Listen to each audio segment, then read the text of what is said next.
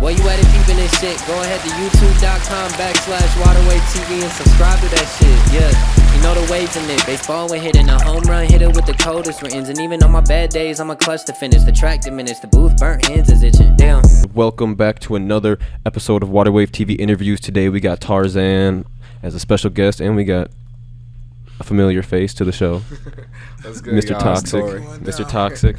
We're out here. How you been? I don't think we've ever officially met. It's nice to meet you. I'm all good. Nice to meet you too, by the way, too. You can hear me? Yeah, a little bit, but yeah, you can help monitor him, I guess, since the other mic that'll on. be better, Yeah. I ain't trying with no headphones. I mean, but I want to get into all your music and everything you've dropped and what you got coming up, but I kind of want to let people know kind of where you're from and where you grew up and whatnot first. Alright, so well, I'm from Chicago. Originally, I'm born in Chicago, but I've been raised in Minnesota more than damn near half of my life, so I'm practically from both. But, I was raised in Minnesota, though, for sure. Okay. What was it like growing up in Chicago versus Minnesota? Similar, different, or?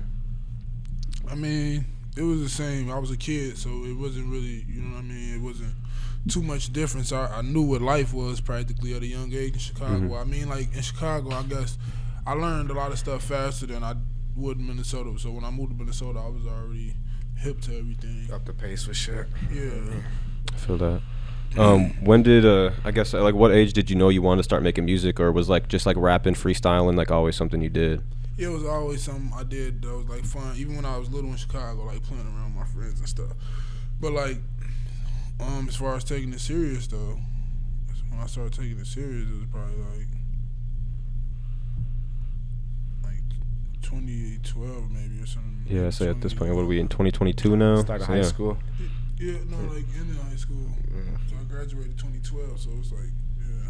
So right out of high school, were you rapping in high school at all, or just right when you got out, you kind of found the? Yeah, I went to jail, and then when I got back out, I just figured I'd start rapping because I had some charges.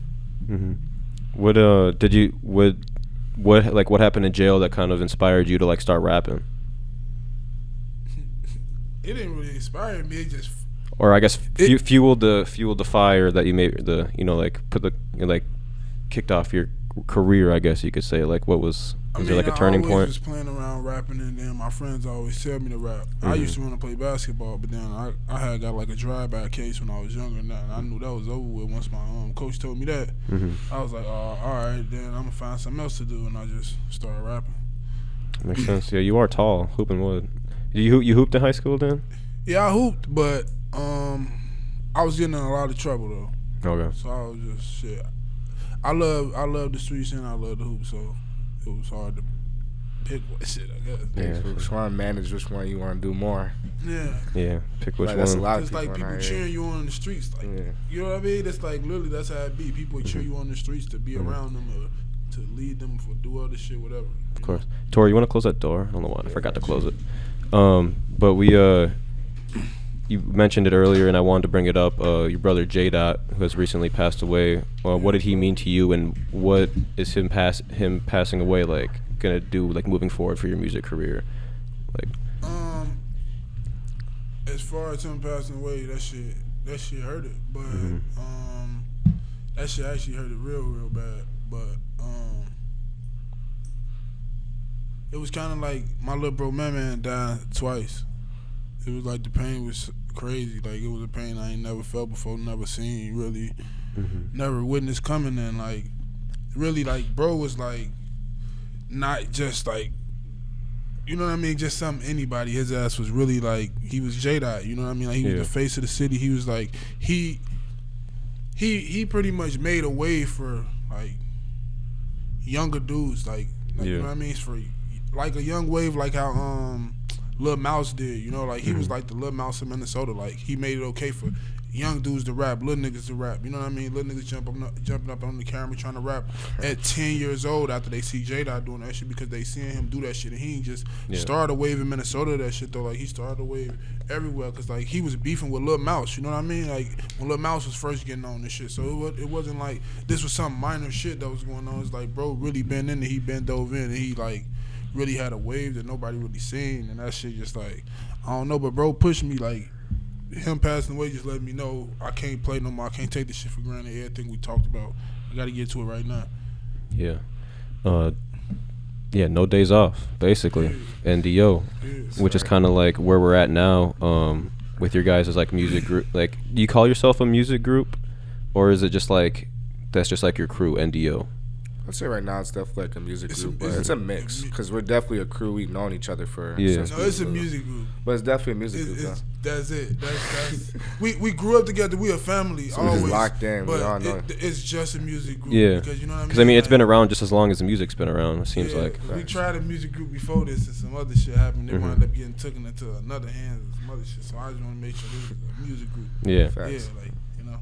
No days off. Yeah, because that's what I remember. Tori's been doing a lot of work with us with the Toxic Talks, and then he was telling me about basically when he first started like managing you guys, or however exactly his title is in your guys' music career.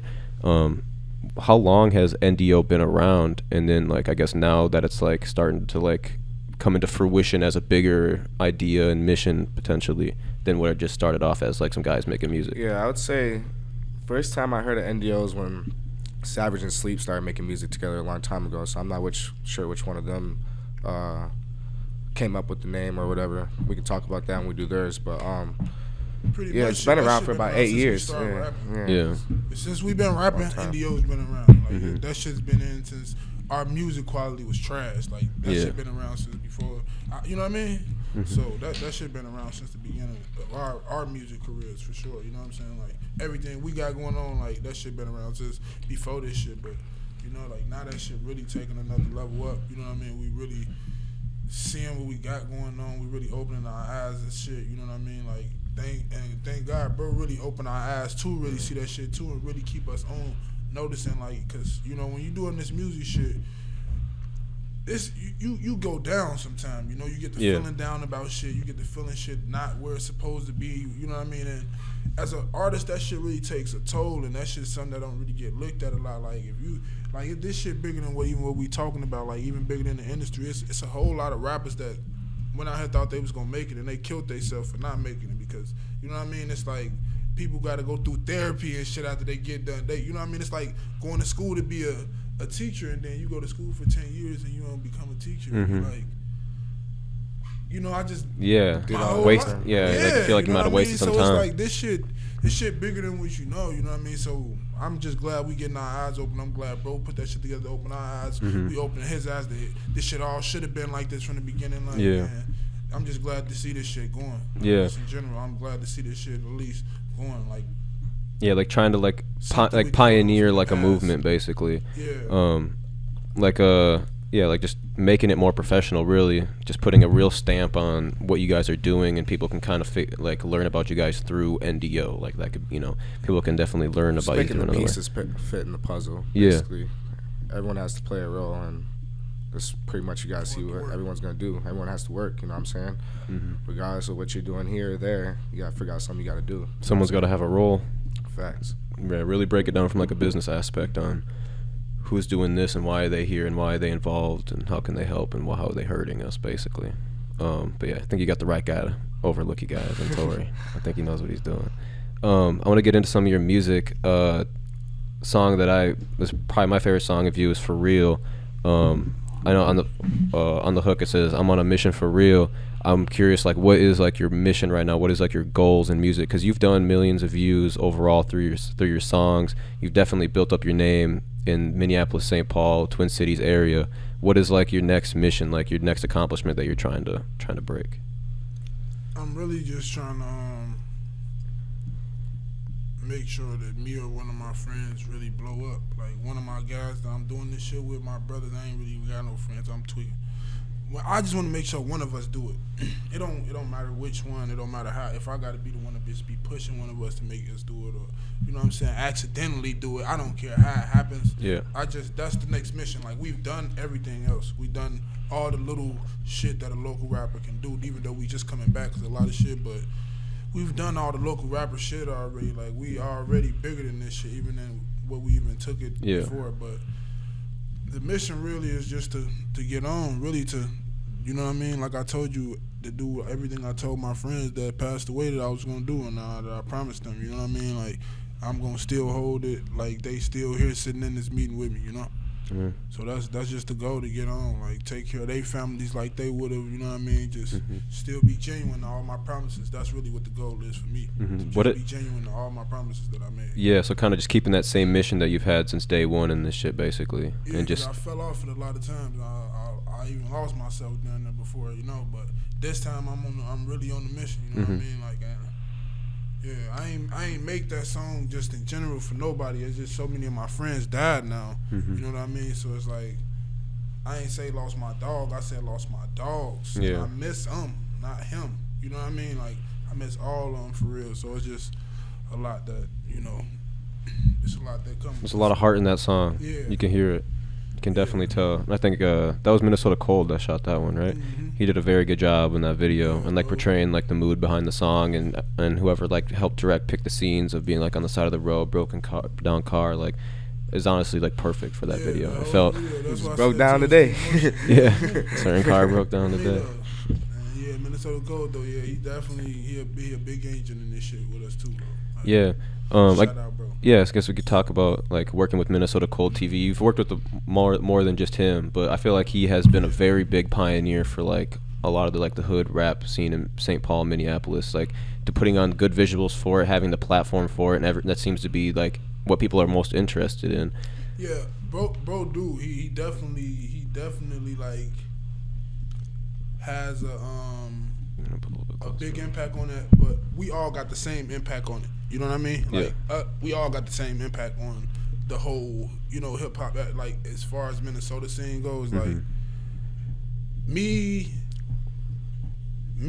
Savage, and Sleep, like, I don't even remember it really being too much of a hip hop background before we came in. Like, even though people be like, oh, y'all went crazy on that computers and that finito. Like, I really hate that we did that, because that shit gets so much credit from our music. That we was doing 100,000 then, and before finito and computers, any of that shit dropping, we were making great music before the rap beef. Like, we were making great music. And that shit really fucked us up that we did it. Even though that shit got the most views, it really fucked up like a lot of shit off for us. You know what I mean? Like, not fucked it off for us, but it kind of made a lot of shit that we did look like small. You know, and that compared shit was really to like big. the one like Finito, like basically is Finito the most viewed music video you got? I know it's like scratching almost 1 million on YouTube now. Yeah. And that's another question I was kind of gonna ask, is like doing remixes to songs, like how you feel like that does for your music career. Like you did the Who Wants Smoke remix, and I think there is like a key part on doing remixes of songs that are popping right now, kind of like how you did the Finito remix, and you seen what it did. You know, it got you almost 1 million new eyes on your name, on your face, on your music, and then it can trickle down to being interested in listening to the rest of your music. Do you like intentionally drop remixes to kind of like build up that new fan base, or is it just like, I like this beat, I think I could snap on it, let me just see what I could do? Yeah, I really took a break so long that the remixes really just like it's not. I don't really feel like I get nothing out of it. I think I really use remixes as like how like a blogger or a YouTuber or something will use ads. You know what I mean? Like, it's just promotion. It's nothing for it to me. Basically, just like another like an IG post. Like it's just like something that someone can just see you from and get on their recommended page because they've listened to another Who Wants Smoke remix, and then they see that. Yeah, cause like rappers be big. Like, if you look at like that, like Dirk was big, but once he did that No Auto shit, you know what I mean? And it was like that remix, like, you know, he just swang and did a little dance, like that shit took him to a whole nother level. You know what I mean? Like, all his music always been good, but once he put a different reason on that shit, and then he just like, you know what I mean? Like, that remix, certain remixes be the reason people blow. Most rappers that get known, like underground rappers and all that shit, like, they get known off a remix. Most underground rappers not really getting known off a song that they made. Yeah. So it's just like shit, you know, like a lottery pick. Damn near, you put a hard ass remix out there and they get the right scene or something. It's just like a good song too. But them remixes is really good promotion. Yeah, that's kind of that's basically how I see it. And it's kind of funny. I think one of the, like, when I first started Waterwave almost 4 years ago now, one of the first videos that was like that I think Reese showed me as like this guy's like doing his thing in St. Paul was your Finito video, like probably first 5 to 10 videos I ever like seen from like a Minnesota rapper or some shit. It was one of those, and then I didn't realize until I went back to like watch it to prepare for this interview, and I was like, I've like this like rang a bell in my head from like 4 years ago of like sitting in the living room at our house in River Falls like seeing this shit. But I noticed in that video it says Tarxan with a Z. Did you used to go by that, or is that just a typo in the title? No, I did used to go by Tarxan. Okay. Yeah, and then couldn't buy the name. So yeah, it was definitely pointless. Copyrighted, probably, or at least used for a lot of people's stuff. How did you come up with the name Tarxan? Cause I'm like real strong behind like black people. You know what I'm saying? So I just figured like, should I put the X in there like Malcolm did? You know, for the people. So I put it in there for like unknown. I'm not just Tarzan or some shit. I'm like the unknown Tarzan that's coming though. You know what I mean? Like, so that shit really for the unknown, for the people. That's the X. I'm really strong behind that shit. Like, you know what I mean? I'm really serious about it. Okay, so it's more of like the X has more of a meaning than, like I'd say from a first glance you see Tarzan, you'd think like Tar, like Xanax at the end. That's but why like, I like to keep the X capital too. You know what I mean? To keep like, it separate, so it's not like just, and people like, I don't know, people would like be taking that shit for like a Xanax or some shit, like doing Xanax and shit, like. But I don't know, that shit even more publicity too, because people think that's what it's for. People ask me that shit. Just a reason for people to like look at your name. Like I don't know if you knew what 1000 Band Fani is.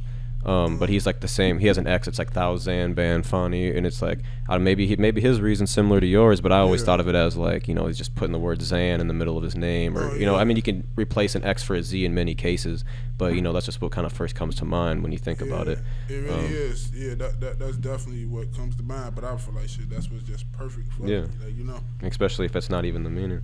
What's your opinion on like making like beef rap, or making like getting money rap?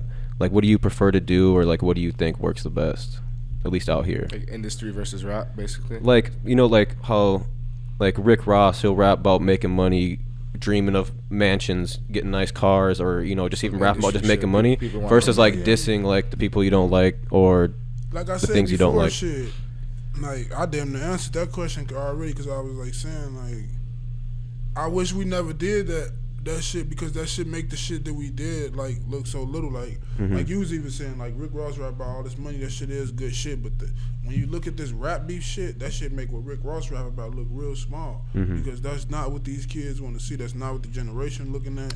So you know what I'm saying, even though that shit is so big, like I said, that shit, the rap beef part get way more credit. It don't matter what you rapping about. Nipsey rapped about great motivational hustle, like all of that shit, but it's not gonna look as good if, you know, ain't no blood behind it or something. That's just how it be. I don't know. Yeah, no, it makes sense. It's definitely gotta get that shit in blood. It definitely it's definitely perceived. I think like the street rap and like dissing and just overall just being hard body in music is like what I think Minnesota music scene should be represented by, because I think like that's from the ground up who's actually making the moves and like what songs are actually popping and what people want to hear about. That seems to be like what's perceived the most and gets the most views and people actually talk about the most. People also want to see who's like in control of their hood. So like when they look at a city like Memphis or something, they're like, oh, who's got that on the map? You feel me? Exactly. Or Dolph or somebody else or something like that. So when people look here, they're gonna want to see who's owning basically all the streets, who's running the streets right now, who's taking over. You know exactly.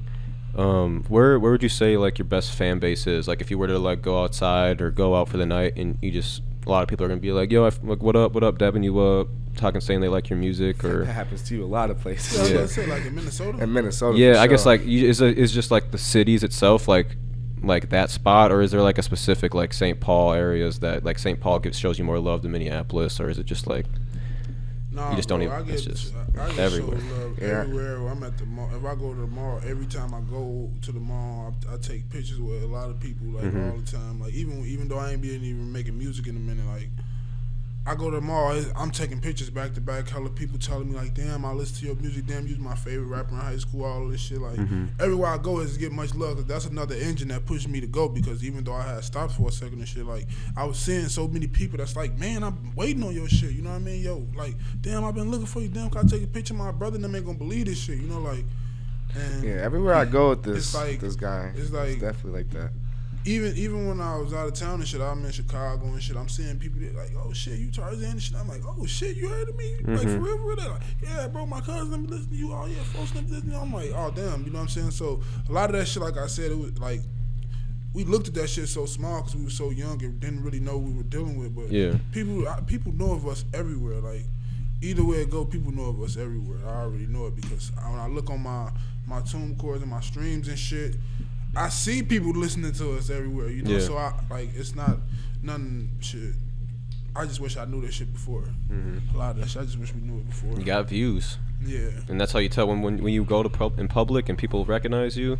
That just shows that people are viewing your shit and staying viewing your shit. Like they recognize you. And if someone listens to your song once or watches your video once, they might not recognize you like 2 years later. Yeah. But when they're recognizing you, like for something you did 4 years ago or some shit, so you know they're staying tapped in. Yeah, and like that's how it even be like with my family and shit. Like I have family come out of town and shit, and they thinking of me as just like, oh, my little cousin trying to rap or my nephew trying to rap, and then they get out here and people like damn, people want to take pictures with you, like the fuck, like yeah, they do. Like this shit happening all the time, and they be always amazed by that shit, and I be noticing like, even though it's kind of fucked up, but that's what it be for them to take me serious. Like, you know what I mean? That's kind of be what it took. I never really cared if they did or not, but once I see the way they treat me after that, like, you know what I mean? Like, or the way they act after that, like, man, my cousin be rapping, he be doing this and shit, and I be like, oh yeah, like, it's because they see though, like, other motherfuckers take that shit serious even if you don't, you know? So that shit serious. What you got planned for 2022? I'm planning on dropping a mixtape. I don't really got a date yet exactly, but I'm practically done. I'm just really waiting on engineer to master a couple songs. But yeah, I'm really just getting the mixtape done. I'm worrying about pushing a lot of that shit. Like that's really my main goal this year, pushing this shit the right way for the first time. You know? Yeah, because I feel like you and shit, just like the NDO crew, everyone's involved with it, like has a lot of leverage. Yeah. And if you like take that step of just like taking it super professional, like releasing a project and like rolling it out correctly, you know, like with taking photos and shit leading up to it, and like really like pushing an album like an industry would, I think like you guys are in the hot seat to just like take off and like let everyone get behind it, and then all of a sudden record labels are gonna start looking into Minneapolis because they already have been more than they used to. Start looking into like, oh dang, he like professionally pushed an album without our help. We could do some shit. You know, like he already has his shit together, rather than just like having a couple songs out here and there, maybe not having it all set together.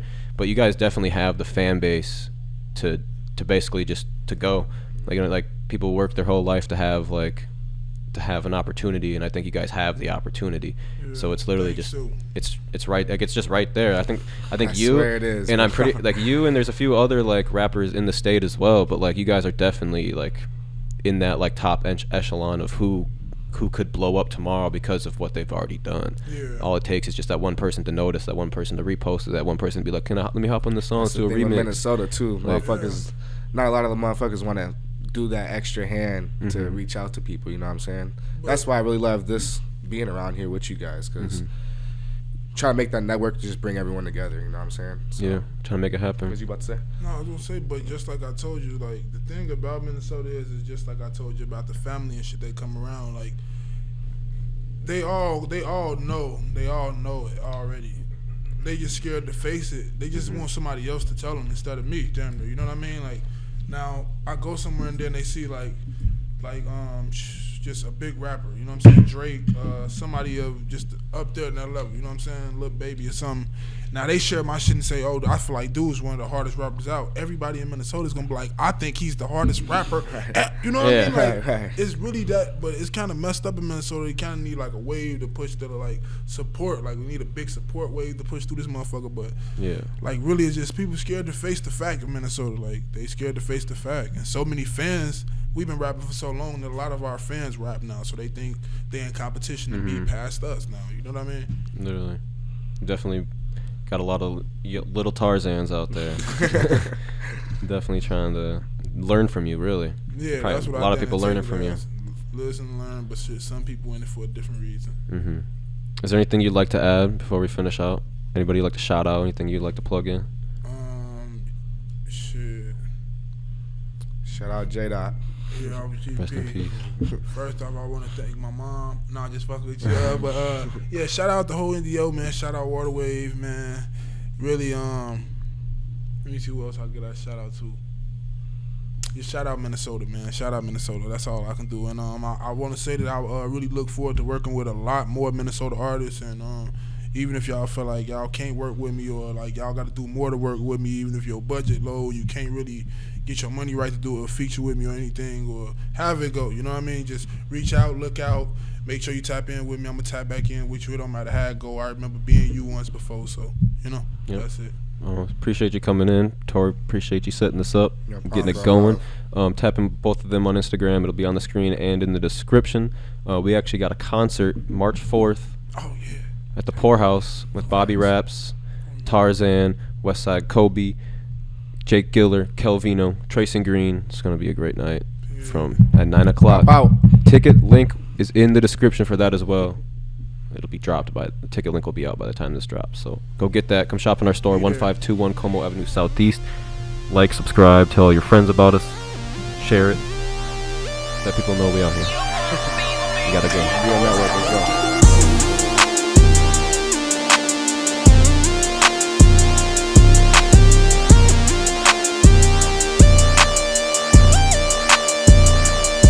I'm at the store, yeah, yo, I don't do no. I need